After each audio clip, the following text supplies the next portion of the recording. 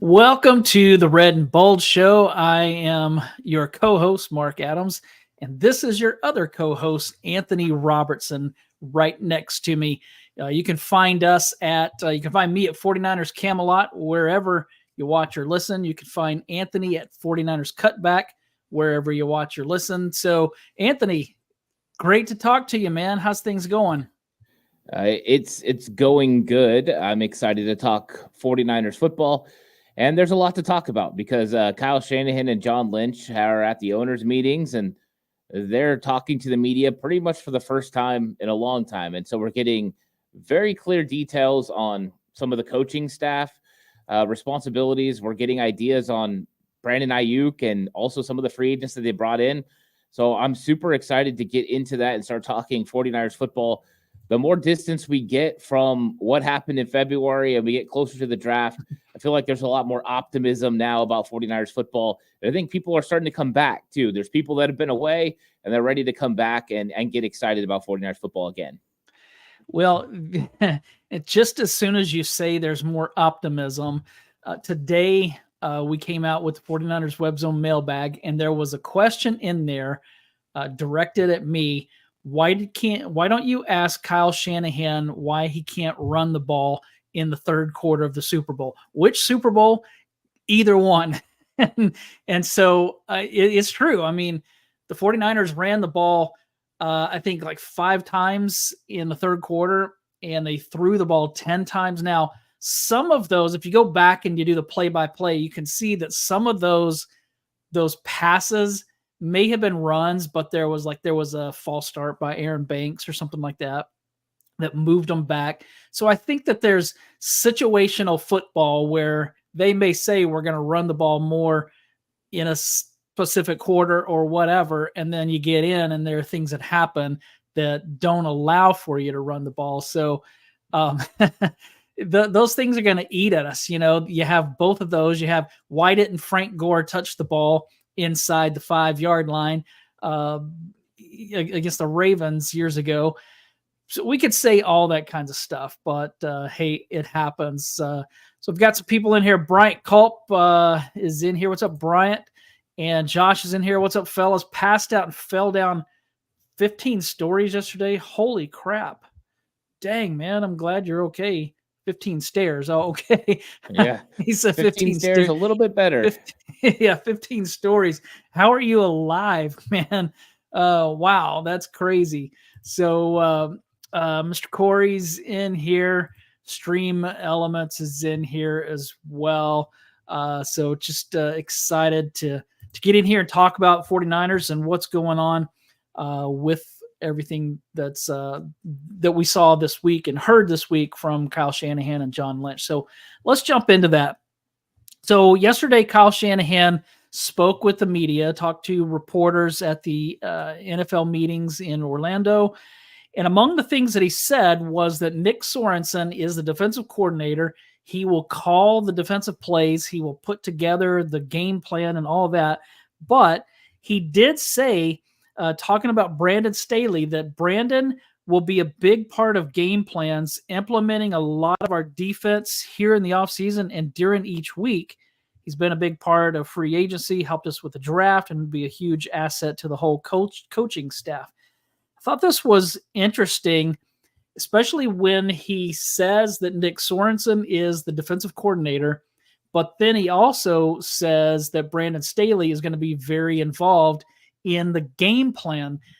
I mean, did he specify defensive game plan? That was what I assumed.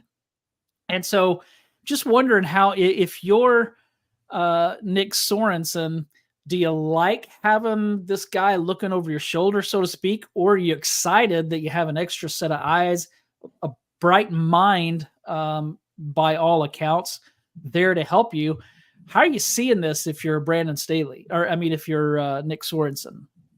Yeah, one of the most important things as a coach is to make sure you have smart coaches around you. That's the first thing. If you're confident and you have confidence in your own abilities, you're not really concerned about how good the other coach is. You want good coaches and smart minds around you because ultimately they're going to make you a better coach. and challenging each other is a good thing, and collaborative work is a good thing. Kyle Shanahan was the best Kyle Shanahan when he had Mike McDaniel, and he has these guys around him that constantly work with him and elevate his game. They challenge each other. And so I think Brandon Staley being a part of this fold is exactly what Kyle Shanahan needed, because Kyle doesn't want to be focused on the defense. He wants to focus on the offense. He just wants to oversee everything as CEO when it comes to defense. Now Staley can get in there and work collaboratively with Sorensen. One of the things that I found interesting when Kyle Shanahan was talking about Sorensen being the defensive coordinators, he said he was really close last year. He felt like it was close to being the guy last year. Mm-hmm. And this year, he really felt like he elevated to another level. He started handling meetings on Thursdays, and the everybody really likes him, and they're used to hearing from him. So it was a case where Sorensen wasn't quite ready last year, but this year he is. I thought that was a clear determination from Shanahan that he liked what he's seen from Sorensen. And then I just think this is a good move. Two heads are better than one. He didn't want to hire Staley as defensive coordinator. He didn't want to wholesale change the defense. But getting him in there with things that he's really good at, game planning. He's been in the NFC West. That helps as well. To me, this was a smart move. And now two heads are better than one. Sorensen will be able to bounce ideas off of Staley, and Staley will be able to help Sorensen with his game planning, his blitz implementation. To me, this is a great move for the 49ers and exactly kind of what we were thinking once Brandon Staley come on board. Yeah, I like it. I'm still, I don't know much about Nick Sorensen. None of us really do. And so all we can do is go off of the fact that he has been given different duties throughout his coaching career and has stepped up. And, for example, when he became the special teams coordinator in, I think it was Jacksonville, that unit was not good, but the coaching staff was really bad. The head coach was bad.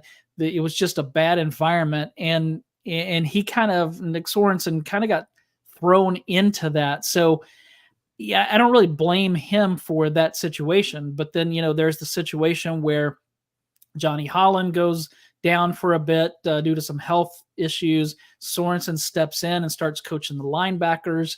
And then there's this whole ball meeting that he's been doing here, at least this last year, maybe the last 2 years, for their turnover meetings. And so I like what Kyle said when he said the players really like him. So that's good. It's hard to gauge just from the little bit that you hear what kind of defensive coordinator he's going to be. But I do like the fact that Brandon Staley is there with him, because he is thought of to be a pretty bright guy. We've seen some of his former players sign with the 49ers in free agency. And that kind of goes, we talked about that a few weeks ago, actually. And then Kyle reiterated that Brandon Staley has been helping them in free agency. So I think that that's a positive thing as well. So Josh said he's going to bring a nice flair.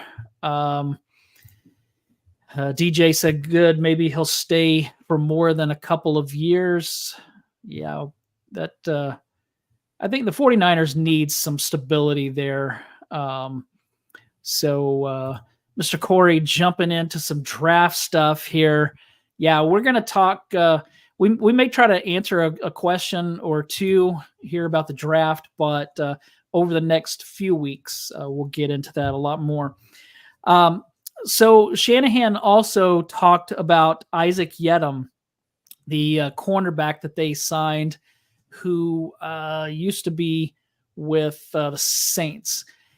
And what Shanahan said is that he has a shot to be the outside corner opposite of Mooney Ward. That would obviously put Diamador Lenore inside. So what do you think about that? Because what I've seen, I haven't gone back and watched film. I've just gone back and done a little bit of research, whether it's on, gosh, can't even think of what, let me see. I want pro football stats. So, cause I wanted to learn a little bit more about him, and sounds like, he started 8 games last year when he came in.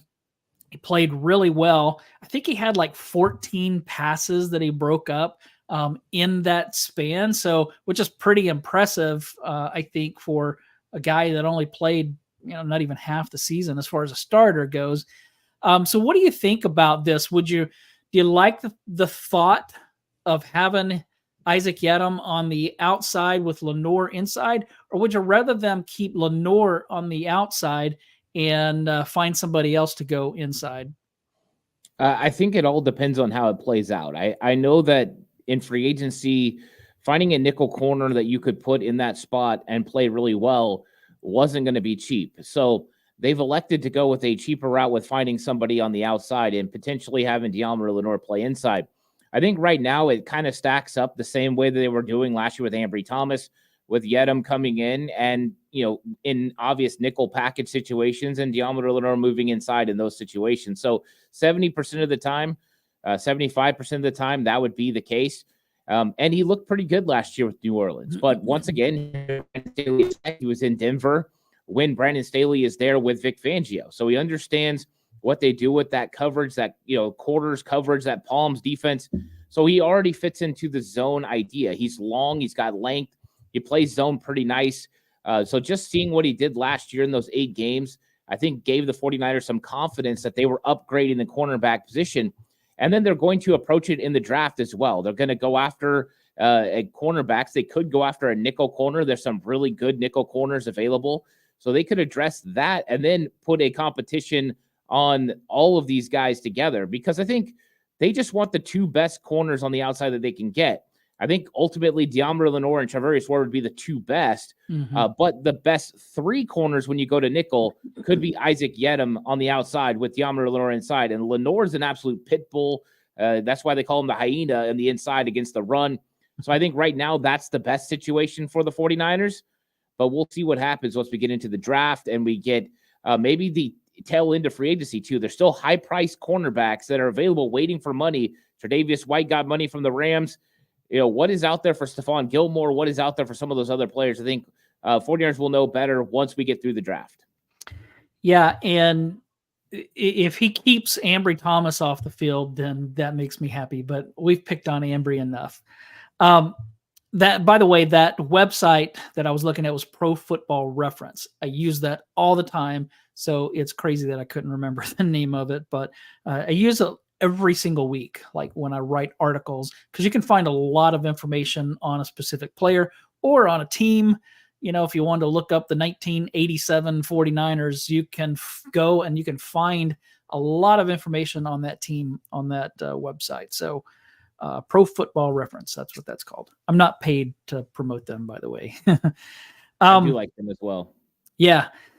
So Kyle Shanahan talked about the run defense and said, look, hey, we got worse as the season went on. He actually said we got more run on last year than I've ever seen in my career. That's what happens when you don't stop that bleeding right away. People keep attacking it. That made it a bigger challenge for us and something we have to get better at.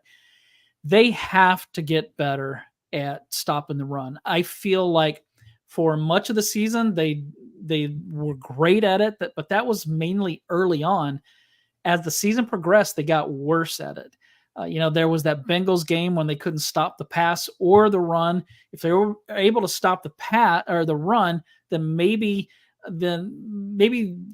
Joe Burrow doesn't go off like he did. They did pretty well against the Ravens, which I thought that might be a challenging game. But then in the playoffs, just horrendous. Now they were better in the Super Bowl until Patrick Mahomes decided to start keeping the ball late in the game. But this is an area that they have to get better at. How are they going to get better at stopping the run? They lost Eric Armstead. We've talked about the fact that Malik Collins is not as good against the run, but they did sign Jordan Elliott, who is a run stopper, and he's like starter quality type. He's not going to be starting with the 49ers, but I'm curious what you think they might do to improve that run defense. Yeah, I think a lot of it is going to be marrying that defensive line and linebacker group with the secondary. And I think that was one of the big downfalls of Steve Wilkes' defense and run scheme, was the fact that it didn't always work. You had linebackers out of alignment, and it's because of the scheme compared to what the defensive line was. And some of the gap responsibilities were getting forgotten.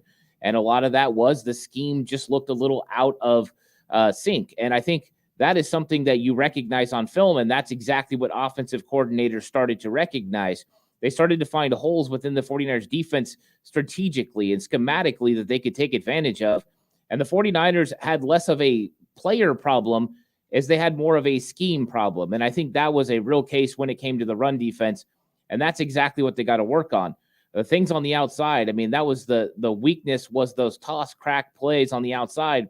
And a lot of that was because of alignment. And once the 49ers figure out the alignment and get that taken care of, and I think that's a Brandon Staley, Nick Sorensen thing that they can definitely work on, is I think they'll be able to stop the run again. D'Amico Ryans had no problem stopping the run on the outside.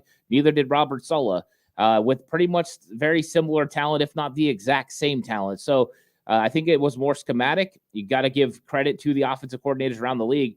But I think that the 49ers have the necessary players to get it done. And I think as long as they get the alley defender and, the guys who are going to do the tackling in the alley in the right spots, as long as they're able to squeeze it down on the outside with the corners, I think they'll be just fine. So to me, this is less of a player problem, which would be a real problem, and more of a schematic thing that you can fix. Is this a wide nine issue? I mean, you mentioned that Saleh and D'Amico didn't have problems with the run, but we've heard that the wide nine is susceptible to being gashed at times. So is this a wide nine issue? Is that something that they should go away from more, or is it just as simple as the scheme last year just wasn't right? Yeah, I mean, the wide nine should actually cause more problems inside of that outside defender, not outside of that outside defender. Him being outside, they should be able to set the edge better. The fact that wasn't happening means you had a problem with your press defender on the outside, squeezing that play back in. And then you also had a problem with your alley defender coming up and making the tackle. Some of that changes in the secondary, of course, but I think it was the way it was coached. I really do. I think there were things that I saw on film, and actually it broke it down last year, where if you just moved a linebacker a half a man, they were going to be able to stop those plays. And I think they were unwilling to do that. And that is a scheme problem. So I don't think it's the wide nine. The wide nine does present some interesting obstacles to overcome, but there are advantages to it as well. And with every defense, there's strengths and there's weaknesses. You know what your weaknesses are. You just have to make sure that you counteract and don't allow offenses to take advantage of those, whether that's with movement, with that's schematically moving players in alignment, assignment, so important. 49ers have the guys that can get the assignment done, but if their alignment is creating a situation where they can't get there, that is on the coaches. They need to make sure they get everyone in the right spots, and I think that was a problem during the season.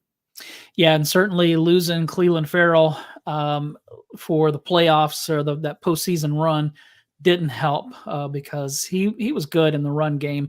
When Chase Young started playing, that wasn't his strength, and we now know that he had an injury that he was playing through, and so maybe that was part of the problem. I saw that Mr. Corey said, "I'm tired of Ambry Thomas, and I'm a Michigan fan." And Josh said, "Need to address nickel in the draft." Like what DJ said here, but with the new rules, everything is leaning to offense. Remember, the best defense is a good offense. We're going to talk about that offense here in just a minute. BV50 said, "The real elephant in the room is drafting O-line for depth. After all, we have a franchise quarterback. Protecting Brock is a priority." Yes, we're going to talk about Brock here in just a few minutes. So the next thing that Shanahan said, and I'm going to be interested to see what Mr. Corey, the Michigan fan, thinks about this, but Shanahan said that Ronnie Bell will compete to be the return specialist. Are you excited about that? Are you nervous about it? Do you feel like you're going to throw up hearing that? What do you think about Ronnie Bell potentially returning punts and kicks? Very nervous about him returning punts for sure. I don't think anyone saw anything that makes them feel excited about Ronnie Bell as a punt returner. To me, this is something Kyle has to say. I'm sure they still plan on addressing this. I think Danny Gray is an option. I also believe that they're going to have to come up with an option. I think he brought up the draft as well, and I think that might be where they go and try to approach it. But the punt return for the 49ers has been an absolute adventure for a while now. Before Ray McCloud, it was chaos trying Brandon Ayuk. That didn't work. It has just not been smooth sailing for the 49ers as far as return. And Ronnie Bell, even though I think he's a guy that will do a good job eventually of receiving the football and being a guy that can hold on to that ball, I just haven't seen it yet. And so that makes me nervous. And with some of the new kickoff rules, I know we're going to get into those later, things change a little bit. So we'll see how much Ronnie Bell would actually be needed. But I will say this, if Ronnie Bell is going to make the San Francisco 49ers team in 2024, he needs to be the return guy. I think if he loses that gig, there's a real shot that he does not make this roster, because right now they brought back Chris Conley and they feel very confident about him. And if for some reason Danny Gray shows what I saw in training camp last year, there's a real chance Danny Gray would beat out Ronnie Bell. So I think that's a competition between those two, and whoever loses could be out. And that will be interesting battle when we come to training camp. Yeah, and we have to remember that Bell was a rookie last year, and he was thrown into some of those situations due to injuries, whether that was playing as a wide receiver when Brandon Ayuk missed a game, or whether it was returning punts when Ray McCloud was injured. So I don't want to pick on him too much. Bryant said that Bell was good in Michigan on special teams. And he said, Ronnie Bell, let's go. Red Eye said Bell is a fumble waiting to happen. And so that's kind of how I felt about it when he was back there. Mr. Corey said, yes, I am, because that's the only thing I think he would be decent at, because he's bad. Yeah, that's hopefully he can improve in his second year. So I want to talk about Brock Purdy for a second, because Kyle Shanahan talked about Brock and how he's excited that the quarterback gets to actually have his first real offseason. So 2 years ago, he was preparing for the draft.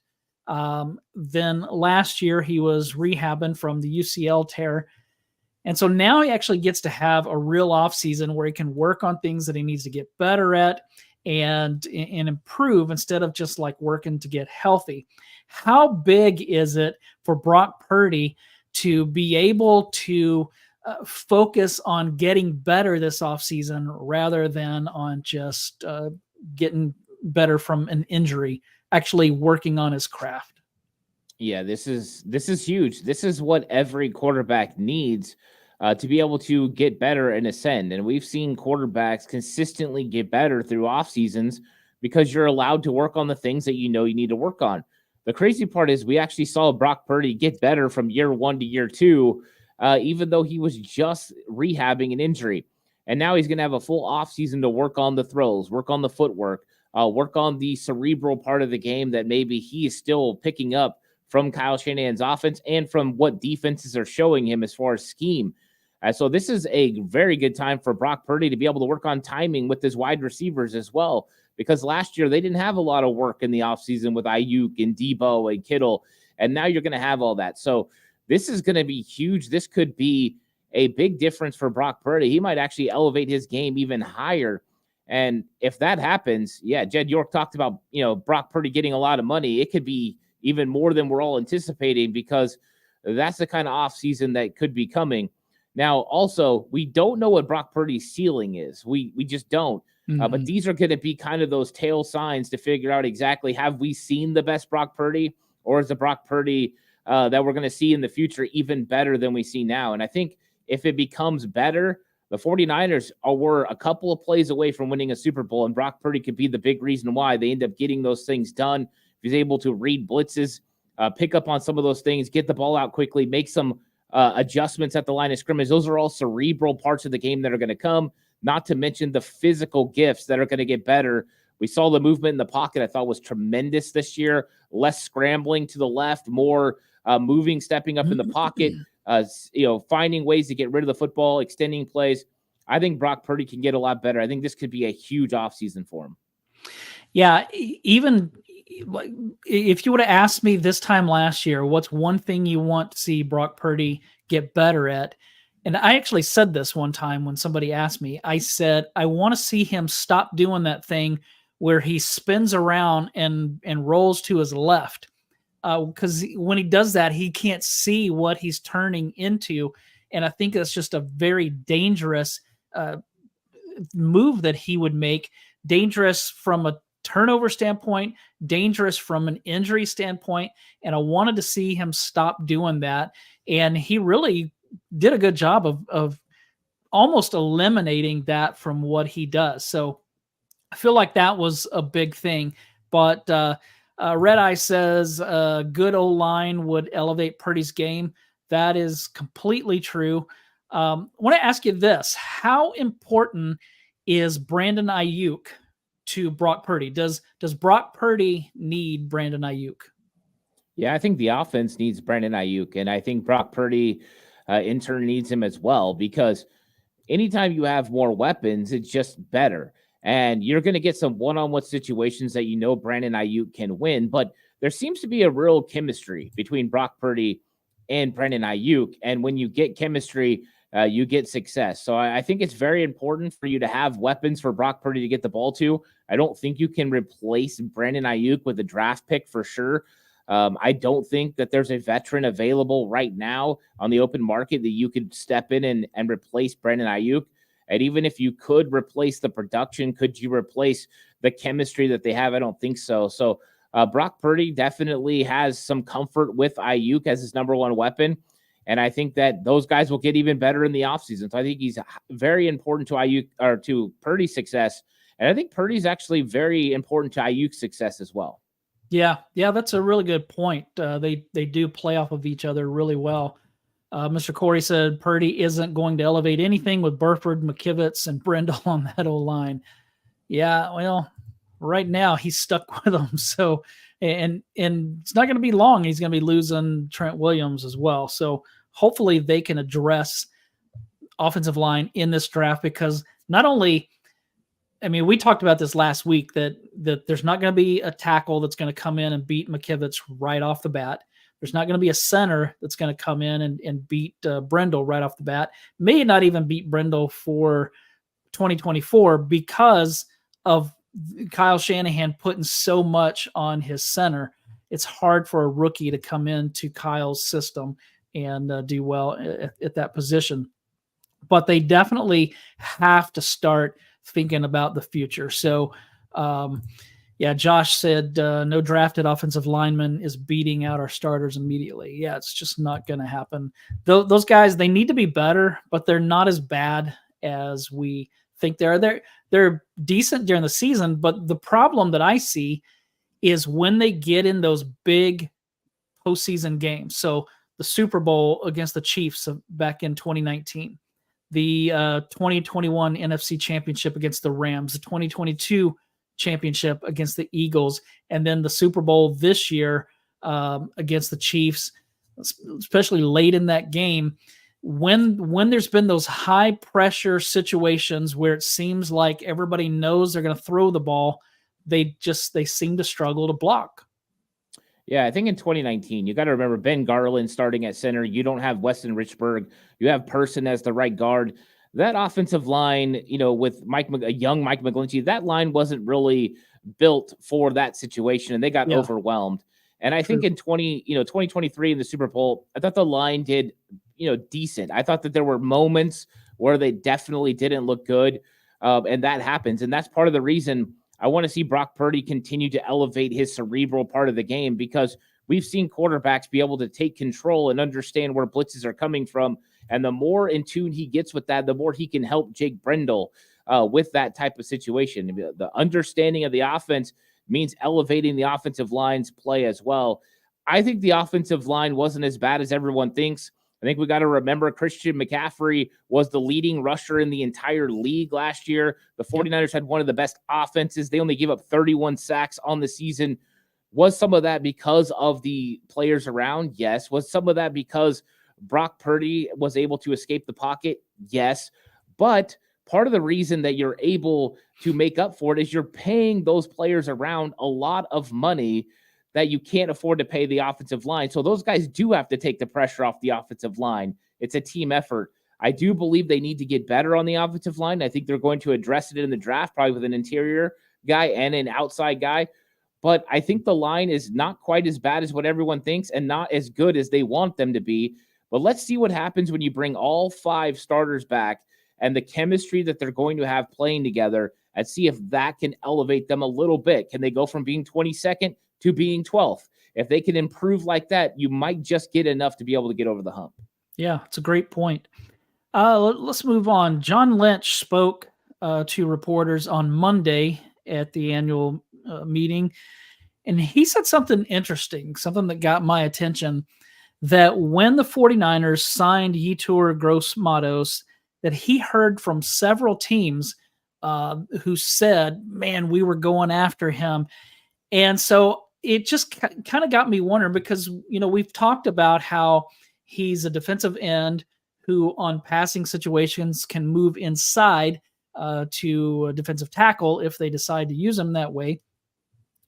But is that when I heard that multiple teams were really coming after him, to me, that kind of made me think, is this a signing that maybe we're overlooking? Should we be more excited about Yetur Gross-Matos than we have been? His ceiling is supposed to be pretty high. Yeah, I think this is a signing that everyone should be excited about, because Gross-Matos fits that Arden Key role, and that was significant in the 49ers scheme for a little while, especially under DeMeco Ryans. And I think this would be a signal that system is coming back. We've seen Arden Key have success, Charles Omenihu. Both of them had huge success that equaled huge contracts on the open market. So we don't know what Gross-Matos was going to get on the open market, but we do know is he believes a stop in San Francisco is going to maximize his ability to get a contract on the open market. But he's a young guy with, like you said, tremendous upside. He's got physicality to be able to play outside and inside, but also speed to be able to cause some real problems for interior offensive linemen. That's why I like this in the role that they're going to use so much, is because now you can take Collins off the field and you could put Gross-Matos on there on third down and third and long situations. Now you're rushing Floyd, Gross-Matos, Hargrave, and Bosa. You've got your 4 best pass rushers out there together. I think that's a good situation. It also means more blitzes, more zone blitzes, and also more line stunts, because when you have more athletic defensive linemen, they can run more line stunts. This was a absolute knock out of the park signing for the 49ers. He fits the scheme particularly well, especially in that Arden Key / Charles Omenihu role. Josh asked, is Drake Jackson an afterthought? I don't think he's an afterthought, but I definitely think they are you better show up and do something, or you might not be on this roster, because I don't think they're done. I think they'll look edge rusher in the draft, and they're going to bring in competition. And I believe as of right now, Robert Beal Jr. has an advantage over Drake Jackson, even though he only played, almost 60 snaps last year. He was better against the run, and I feel like he's a guy that they like a lot. So Drake is going to have to step in. He's going to have to make some plays. I think they're hoping that here he's going to come in year 3 and he's going to make something happen. But I think if he doesn't, the 49ers will be all unwilling to go ahead and move on from Drake Jackson, unfortunately. What does that mean? They trade him for a 7th-round pick, or they just go ahead and outright release him? He's going to have to step up. Young player, lots of talent. But you can't wait on guys like that anymore. You got to have players out there that can make plays. And he was so bad against the run last year. They just need more production from the edge defenders. Yeah, and I totally agree. That I think that Robert Beal Jr. is ahead of Drake Jackson. He may not be technically right now, but I think that by the time things are said and done in training camp or whatever, I think that it will be that way. Mr. Corey said Javon Hargrave's money should have went towards keeping Ebukam and Charles Omenihu. I definitely would agree. I don't know that I agree, but I would love for them to have kept Omenihu I wasn't huge on Ebicom. I guess he was better than what we saw from Chase Young, which is crazy to think. But I don't know what you think about that. Yeah, the problem with it is Ebicom and Charles Omenihu were averaging 4.5 sacks on the outside. Between them, you were getting 9. You got 7.5 from Hargrave from interior defensive line. A defensive line the year before in 2022 that got 3 sacks combined. So the production you got from Hargrave was huge there. I know it's not double digit, but I like the idea. And now we're sitting in a situation where there was going to be a tough decision to come with Eric Armstead. Now the decision's been made, and we still have Hargrave there. So ultimately, I like Ebicom. I like Charles Omenihu. I would have loved to have kept him. Both of them got double-digit and millions of dollars out on the open market. You pay $20 million and get 9 sacks, or you pay $20 million and get 7.5 from the inside. I'm taking 7.5 from the inside because I know I can get guys on the outside that can make plays, including Nick Bosa. To me, I don't have a problem with the Hargraves deal. I thought that it was a great deal. I still think there's a potential for him to even have a bigger season. I didn't see it as big a disappointment as everyone else did. But, I mean, yeah, I think that was a move they felt was necessary to get help from the interior defensive line, because that's when the 49ers are the best. Not just when they're getting pressure off the outside, but when that defensive line is collapsing the pocket. Yeah, quarterbacks don't like pressure coming right into their face. David Campbell said Armstead missing so many games hurt Hargrave too. Yeah, and you actually said that a couple of weeks ago, that you think that he would have had a much better season if Armstead had been healthy. Armstead missed a lot of games, so certainly not really Hargrave's fault. Let me ask you this, because I've been having fans of the team ask me this question, so I wanted to get your thoughts on it. If the 49ers draft one of the players whose legendary dad or brother played for San Francisco, who would you want? Brendan Rice, Frank Gore Jr., Luke McCaffrey, or Tariq Owens?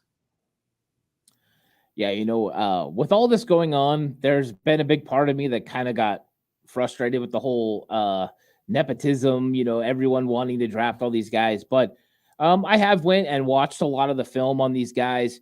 And to me, it would have to be Brendan Rice. And I know that Brendan Rice has got a lot to live up to. And I don't know if San Francisco is the best place for him to try to live up to the expectations. But just watching his film, he's a very good receiver. I mean, he's a solid 3rd-round pick in this NFL draft. He can block. He runs good routes. He's got enough speed to separate. He's got good hands. So to me, he's a solid wide receiver. To me, he's a good fit for the 49ers. And with McCaffrey, that would be drafting complete upside, because you don't know really how good of a wide receiver he could be. He only played 1 year wide receiver, was a quarterback, which we know can be good as far as how he runs routes, understanding coverages, all those things can be good. We just haven't seen a lot from him.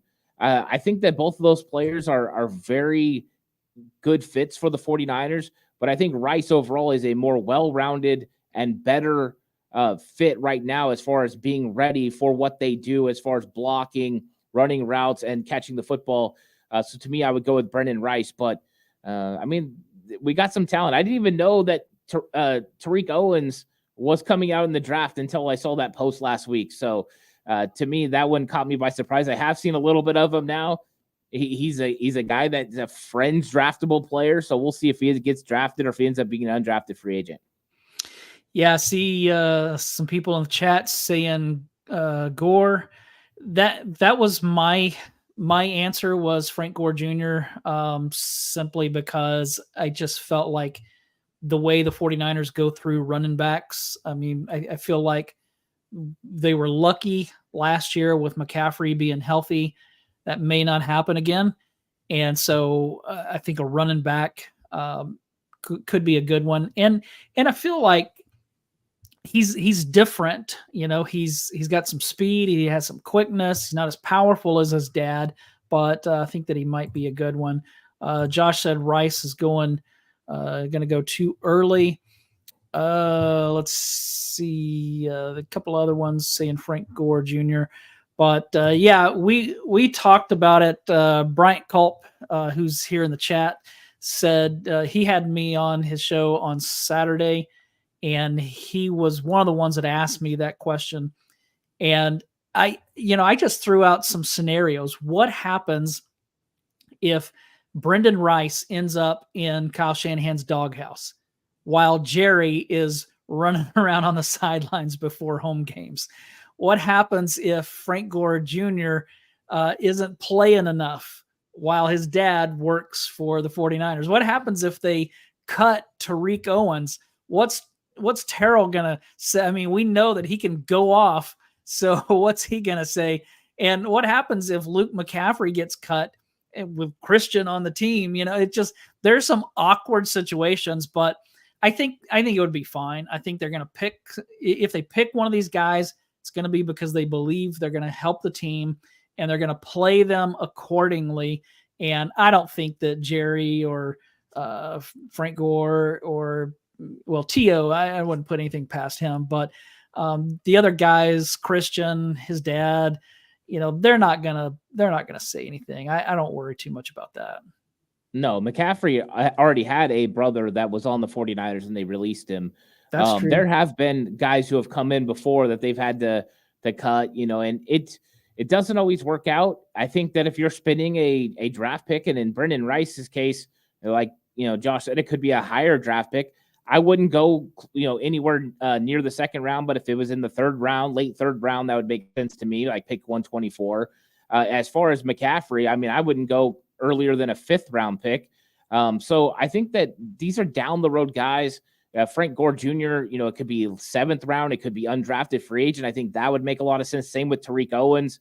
But yeah, it would be interesting if Jerry Rice was rooting on his son that played for the 49ers. I think that would be definitely interesting. The one thing I'll say about Jerry is I guarantee you he would have no problem with his son being in the doghouse because he would feel like he deserved it if he was there. That's just the kind of person that Jerry Rice is. But yeah, that would make for some interesting times. Who wouldn't like to see a celebration of Jerry Rice's son with Jerry Rice after a touchdown? It'd be kind of interesting. I mean, like Frank's a legend. T.O.'s a legend. McCaffrey's working his way to be a legend. I mean, I like Ed McCaffrey a lot because he helped the 49ers win a Super Bowl. But Christian obviously is elite. The one that I worry about, though, is Rice, because even though those other dads and brother are legendary to the fan base, none come as close as Jerry Rice. And so to have a wide receiver with Rice on the back of his jersey, the fans' expectations for him are going to be, I think, probably too high for him. And not anything against him, but he's never going to be his dad. In fact, none of these players are going to be as good as their dad. Maybe Luke McCaffrey, but he's not going to be as good as his brother. And so that's my only concern, is that how much pressure would be on these guys, especially Brendan Rice, being on the team that their dad essentially made it into the Hall of Fame on. Yeah, I think there would be a lot of pressure. To be honest, I don't think, any of these guys end up on the 49ers as far as draft picks. I think if they were undrafted free agents, that's where it makes a lot of sense for the 49ers. But I've thought this for a while, that I don't think they're actually going to go that direction. I think there's other needs when these players are going to be drafted. I don't think the 49ers are looking to draft wide receiver that high, especially if they're going to work out an extension with Brandon Ayuk. So I know they have been talking to Corley. They're working on some guys who are probably going to go in the second or third round. But I think those guys are real fits for the 49ers. So I don't think it ends up being any of these guys.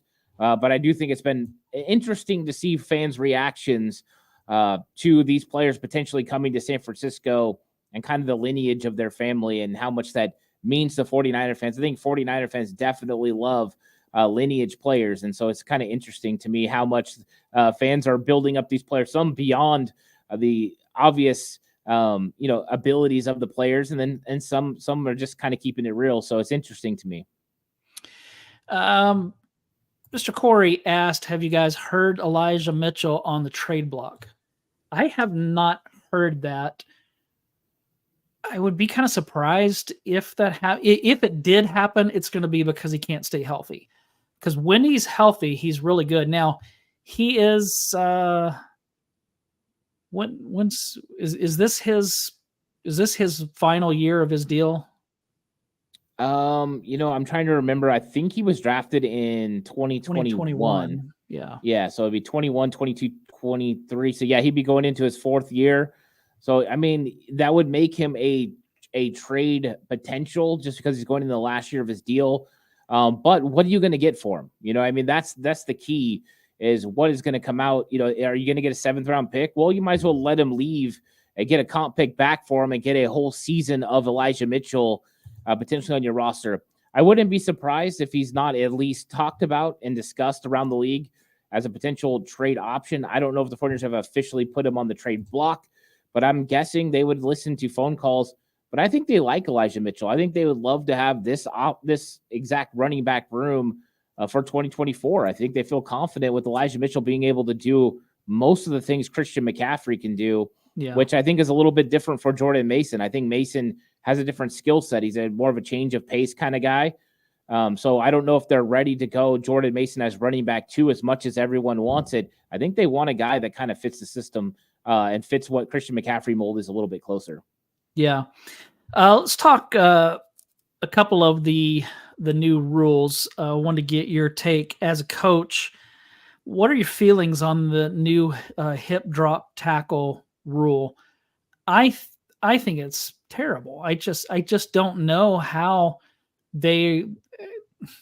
I don't know. Like when you're running full speed and you got to bring down a guy, you can't go high. You can't go at his knees. So, like, what are they going to do? How are they going to bring, especially if you're a smaller defensive back and you've got to tackle Rob Gronkowski? I mean, what are they supposed to do? Yeah, tackling from behind has just got very difficult. How are you going to bring Debo down from behind? I mean, are you swiping at his ankles? What exactly are you doing? And I think that becomes the aiming point. I mean, now you're grabbing onto someone's waist and then dropping your body. I think now people are going to aim for the back of the knees and ankles as far as tackling, because like you brought up, you can't go high. That's a horse collar. You can't grab them and then drop down on their legs. That's a problem. I think this is going to be very difficult for NFL players to adjust to. It's going to take several years for players to adjust to this new rule. You'll probably see some 15-yard penalties because it's a natural thing that you do as far as football. You go to make a tackle, and then you drop your body weight, because when you're a smaller guy like you brought up with a cornerback and you're trying to tackle a big tight end, what else are you going to do to get this guy down? And so I think that they've been changing the tackling rules for the last 10 to 15 years. It's made it more difficult. It's making it even harder and harder to get receivers to the ground. And so what I think they're ultimately hoping is that this is going to create more explosive plays. They're hoping for more offense. They're hoping for more touchdowns. They're hoping for more fantasy football. As the league continues to grow in popularity, traditionalists are going to get frustrated with how the game is trending. But for the most part, this is kind of the trend, and as it gets more popular, this is what people want to see. They want to see touchdowns. They want to see offense, and it's going to frustrate a lot of defensive players and a lot of fans. But this is going to become the norm, and you know what? 5 years from now, this won't even be a conversation anymore. The NFL has learned that. No one complains about horse collar tackles anymore. No one complains about a lot of the stuff with the helmets and the helmet being a part of tackles. So it just becomes norm, and the NFL has learned that, and now they're just going to continue to change things to get the type of result they want in games. Yeah. The other rule change was the kickoff rule, where I guess what they're trying to do is keep these full speed collisions to a minimum. What did you think about that? Because it looks, when I saw kind of how the lineup would look, it's definitely different. It's going to take some getting used to. And if you can get past that line there, man, we could see more kickoff returns brought back. Yeah, this one is interesting because I am a watcher of XFL, USFL. If it's football, I'm going to watch it. So I've seen this before, and I've been wondering when this was going to come to the NFL, because they've been talking about taking these full collisions out of the game. And if you're really about safety, this definitely made sense, because when you have guys on the kickoff team running full speed into guys from the kick return team, you get massive collisions, which is fun to watch from a fan perspective. But ultimately for player safety, not always the best. They've taken out the wedge. They've taken out the wedge busters. They've taken out the amount of distance you could run as far as before the kickoff. Now you have to stand right there at the tee. You can't line up 5-10 yards back and get a running start. They've slowly been taking away from the kickoff. And so now it became a situation where for most teams, it made more sense just to eliminate kickoff by kicking it out of the end zone. And so now they're trying to figure out a way to reinstall kickoff and kickoff return and that exciting part of the game without putting those other rules back in that made it exciting. And I think this is the case. I'm actually not a detractor from this. I'm kind of okay with it after they've taken so much away. I think this is an interesting way to see how teams can figure out how to get yardage and get touchdowns and get good returns out of it. Because now you're playing you could put offensive linemen out there on kick return, which you never could do really before because of speed. You can use a lot of the tight ends. To me, this is going to be interesting. And this is where it's like, do you really want Ronnie Bell out there? Or now do you want Jordan Mason out there? A guy that's good at finding holes and being able to run the football. To me, it just kind of changed it. Maybe it's going to be exciting. Do I miss the old way? Of course, but they had already neutered that way. So let's find something new, something fresh, and maybe this will be cool. And I'm excited to see what happens to it in the year. Yeah, it will be interesting for sure. Anything else before we take off here? No, I mean, I'm just excited about the draft. Here we are. We're almost in April, and that means it's draft time. And so I'm excited about the draft because I've been breaking down the top tackles in the draft of this last week, and I've got some strong opinions on it, which is fun. But I'm excited to get into some more content. I've had a busy personal life right now, and so I'm kind of excited to get back into the football and start talking that. So that's what I'm excited to talk about over the next several weeks, because the 49ers are going to the offseason is going to be completely shaped by what happens in that draft. Yeah, it's going to be a fun, exciting time, and we're going to be here each Wednesday at 2:00 Pacific time to talk about the team, what's going on, and the draft. And then once that's finished, then we'll be talking about whatever's going on in 49er land. So thanks, everybody, for joining us today. Again, we'll be back next week. Ant, thanks. It was good to talk to you. And everybody take a minute and be sure to subscribe to 49ers Cutback, where you'll see Ant, and subscribe to 49ers Camelot, where you'll see me, unfortunately for you, but sometimes I am there. So thanks again for watching. Hope everybody has a great rest of your week. Go Niners. Go Niners.